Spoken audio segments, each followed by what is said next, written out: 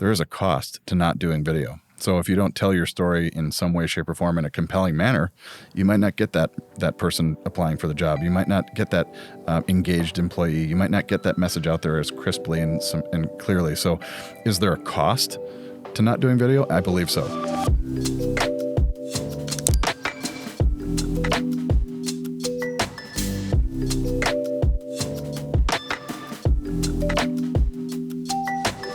Hello and welcome to Unlocked, the show about growing your business through the power of video. I'm Dan, the owner and creative director at Blue Key Media, and today I'm joined by JT, an experienced digital marketer at LubeTech.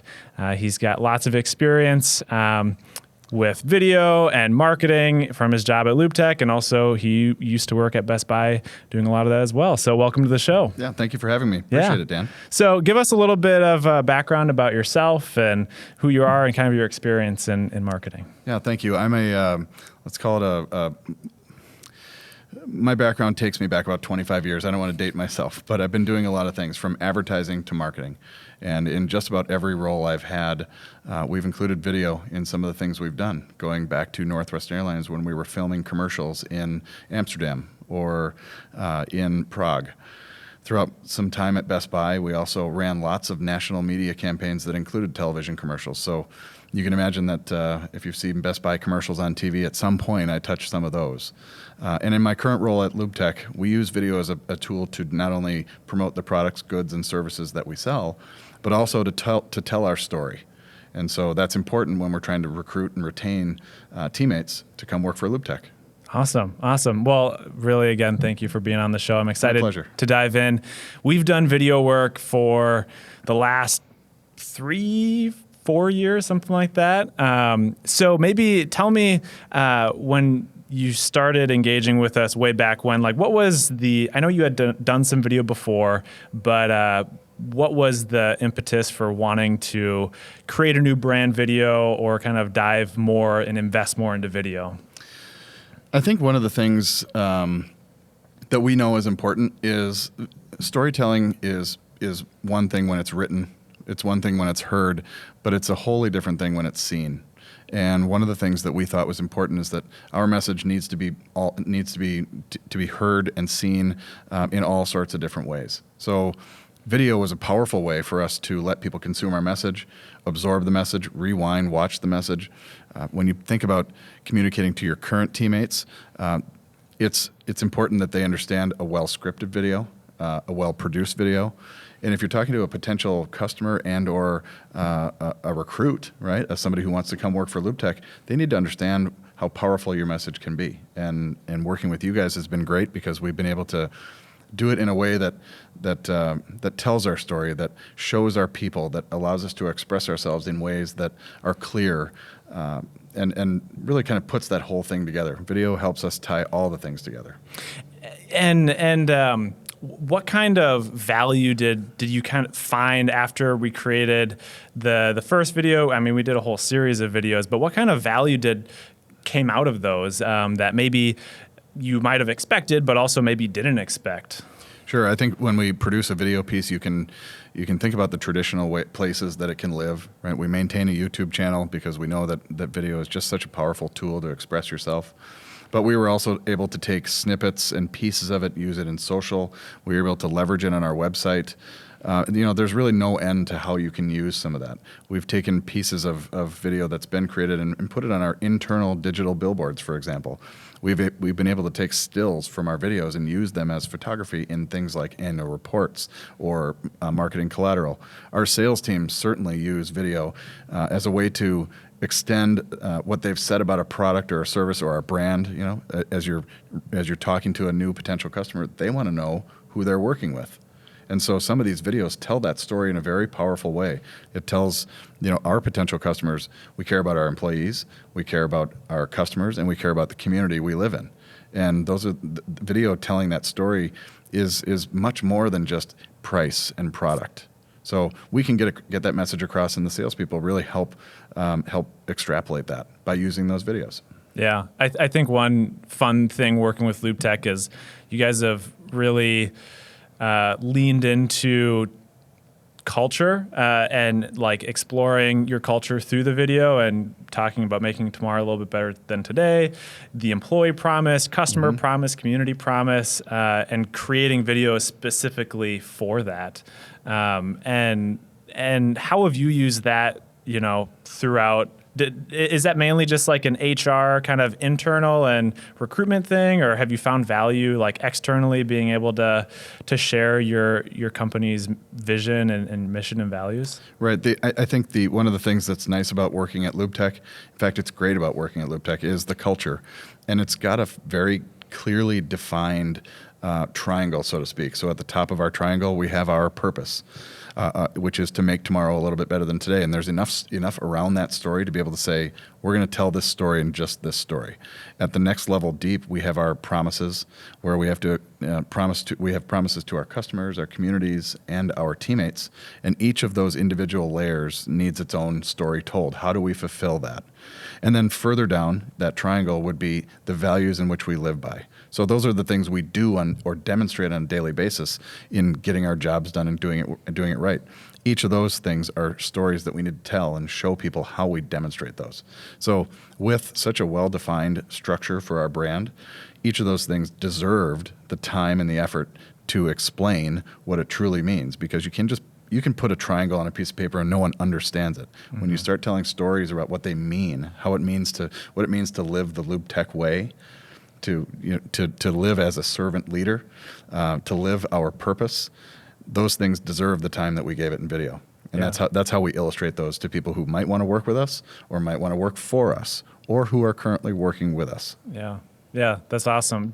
When you were first starting doing video, I don't know if you were a big advocate for, investing in video, or if like everybody was on board right from the beginning. I think, at least in the industrial manufacturing space, video is now really starting to come in and be seen as a valuable tool where, it maybe hasn't been seen that way in the past. So did you find it challenging initially to get buy-in, or kind of like what was that process to get your team and leadership to see the value in video before maybe you had made the big push?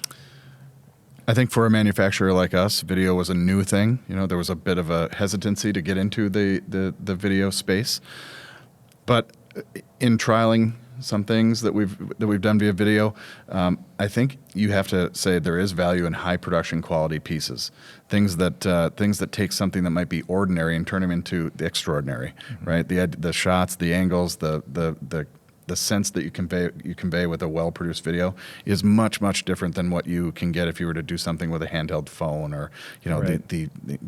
Apple makes commercials about shooting commercials with their 14 megapixel camera. It's not the same, right? So a well-scripted, well-thought-out video that you end up producing, it ends up doing so much for your brand, doing so much for the storytelling part of what you need to get across to people, your community, or your potential teammates. Yeah, definitely. And what have been some things that you've learned along the way as you've done more and more video at LubeTech, or maybe just from your past experience doing commercials or things that are helpful as you're starting to think about crafting that message or crafting that story for people that are thinking about getting started?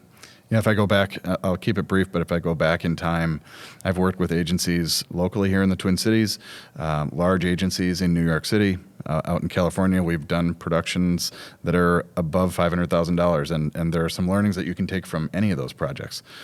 Finding the proper partner is probably the best thing that I've taken away from my learnings. Find the partner that wants to help you along the way, the partner that understands that there are hiccups that come with a production schedule, there are last-minute backouts, there are location issues. Find somebody who's flexible, find somebody who's willing to be pliable, who wants to do the same thing you do, which is to make great work. And so, throughout my career, I've been blessed to work with some great agencies and some great partners, including you guys. Obviously, you're doing great work for us at LubeTech. But I think some of those learnings are, you have to make sure that the partner you're working with is pulling towards the same direction, because there are partners out there who are pulling for award-winning work, which may not be what you're looking for. Mm-hmm. Mm-hmm.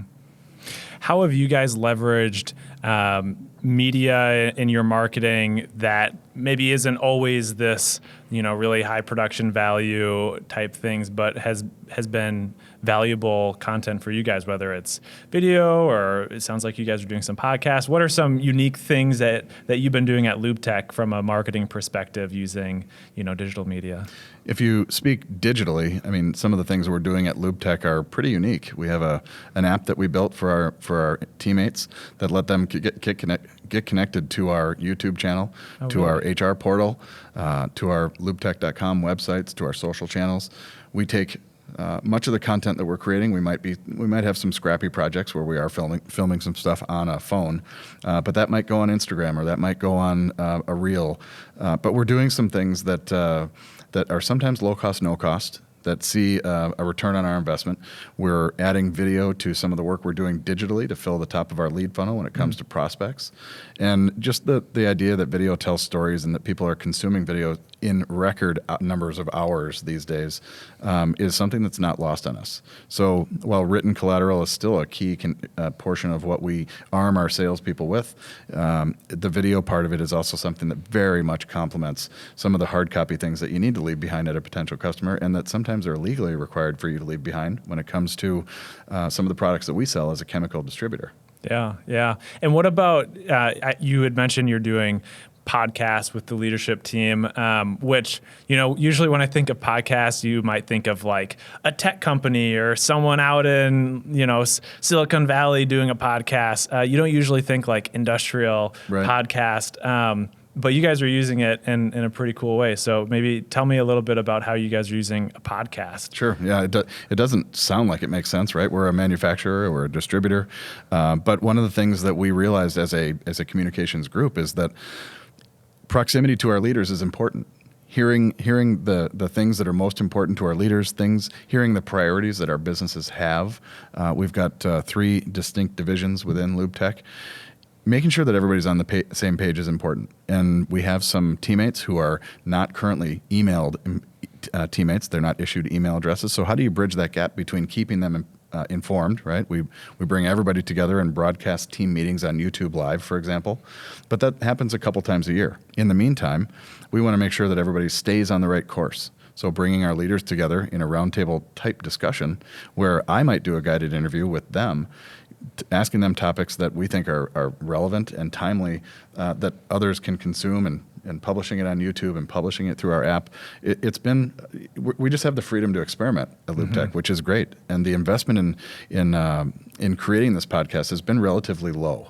So buying some equipment off Amazon, getting a soundboard, we have the internal capabilities with our marketing group to actually do the mixing, and so it's been a great experiment, and we've been given the opportunity to fail, which is fantastic because who knew what was going to happen with it, but we saw some success. We've paused it for now because we've got some things going on at LubeTech that are really exciting, but it's also labor intensive. But I imagine picking it up in the fall when things lighten up a little bit. Awesome. And what do you hear from employees and things of that? What kind of feedback have you gotten just hearing that podcast when it was going? Yeah, I mentioned proximity too. It's it's hard when our organization has grown in the last 5 years. We've doubled in size, and so it is tough for our leadership group to get to any of the 13, 14 locations that we have around the Upper Midwest. It's hard for our leaders to be everywhere at once, and so if you're not going to be able to be there in person, the podcast itself gives all of our teammates the ability to at least listen in as though they're being spoken to in a one-on-one manner.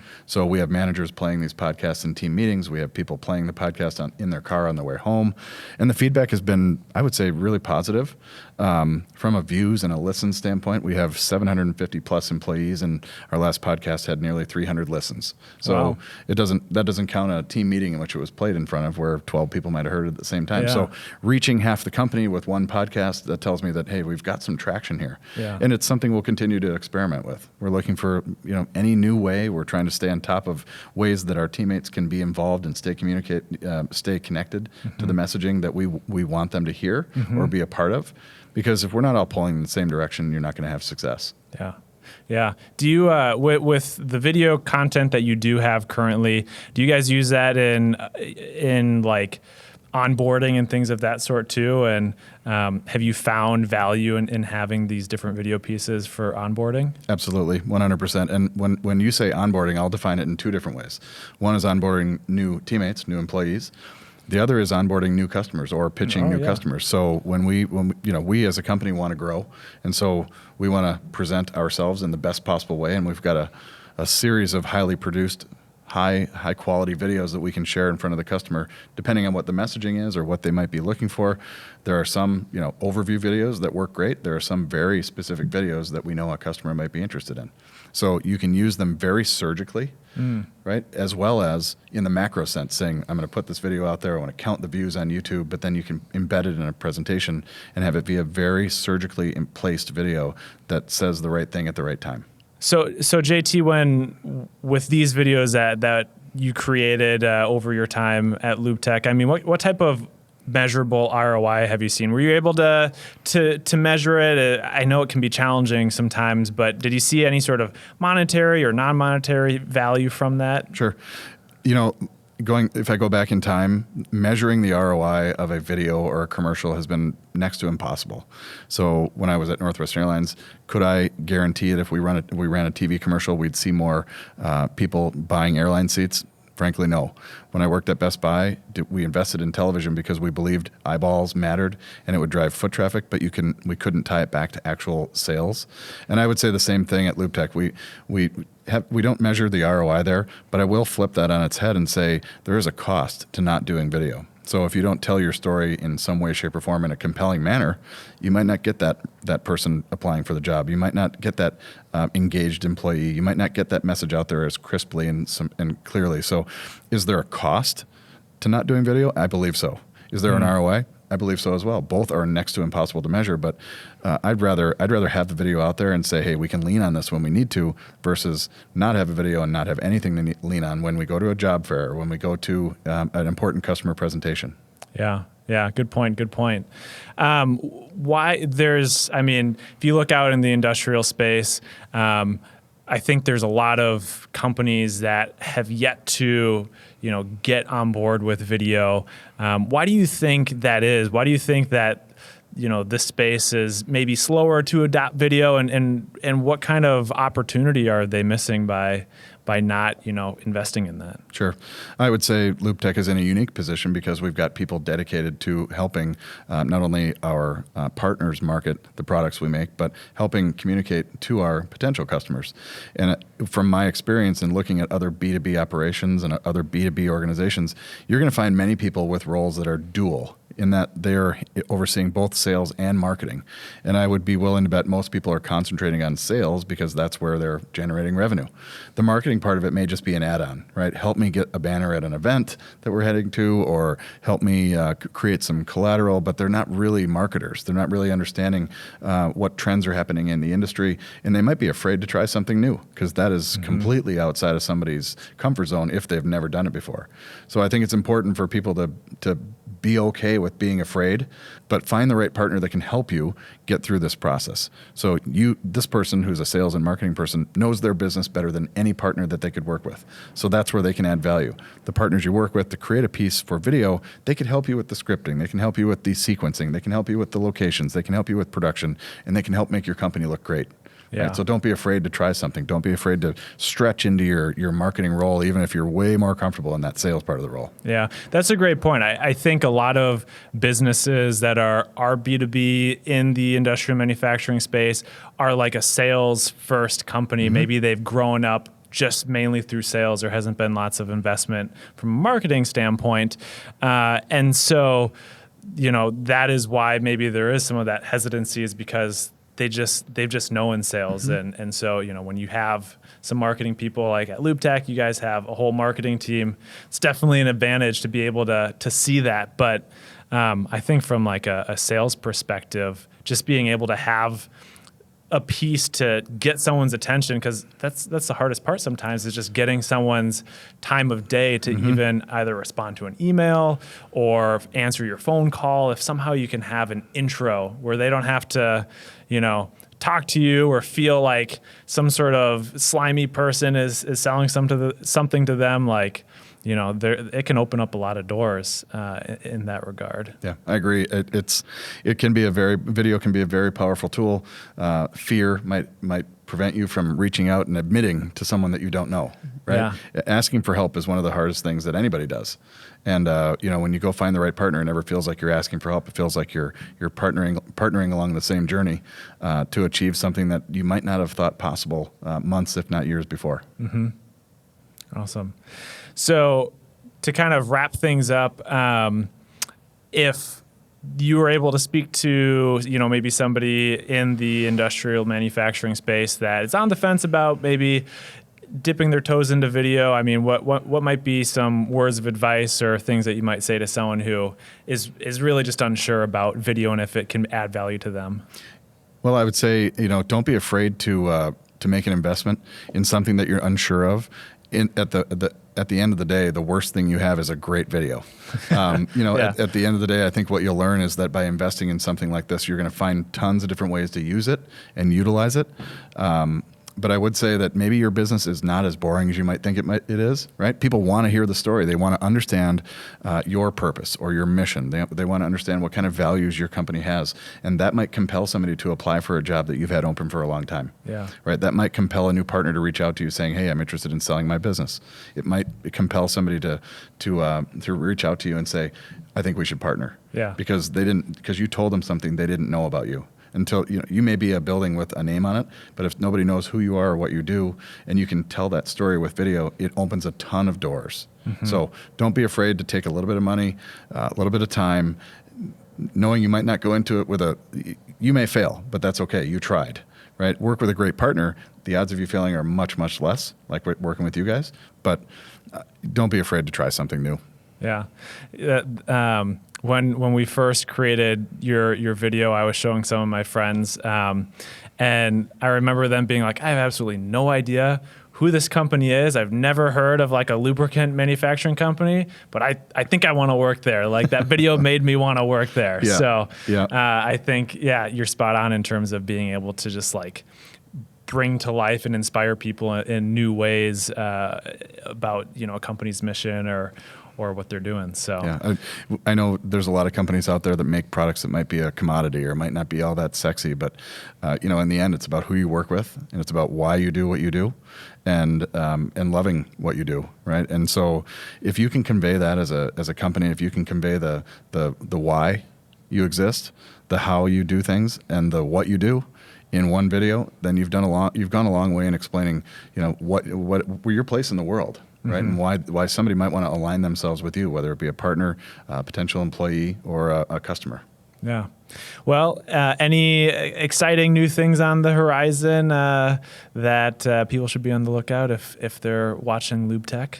Well, as far as things on the horizon for LubeTech, we're continuing to try and expand our business and grow our business. We've always got something in the pot. We've got a lot of good work cooking in the marketing department. I know our biz dev people are out there working as hard as possible, and we're really liking where the global economy is going right now as far as getting back to normal in some way, shape, or form. It's nice to be out there without any restrictions. It's been a couple hard years, but we are a company that's we're better for having gone through this together, and it's nice to be able to lean into our culture when we needed it and draw from that culture bucket. But we're now in the process of kind of filling that bucket back up and paying it back. Awesome. So looking forward to what the next few years hold for LubeTech, and we'll partnering together soon. Yeah, great. Well, JT, I really appreciate you coming on the show, sharing some of your wisdom with us. And thanks so much. My pleasure. Thank you for having me. Yeah.